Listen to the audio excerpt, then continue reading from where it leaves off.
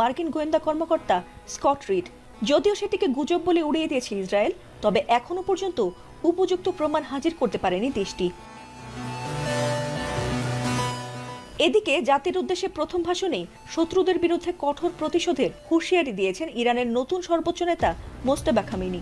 তিনি বলেন, আমরা আমাদের শহীদদের রক্তের প্রতিশোধ নেব।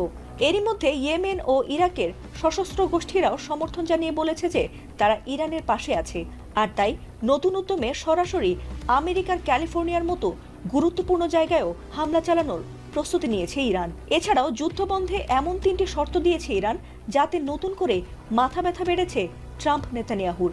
এখন কি করবে তারা? ইরানকে মেনে নিয়ে যুদ্ধ থামাবে, নাকি সীমিত অস্ত্র নিয়েই লড়ে যাবে ইরানের বিপক্ষে? ফাতিমা সুলতানা, এটিএন বাংলা।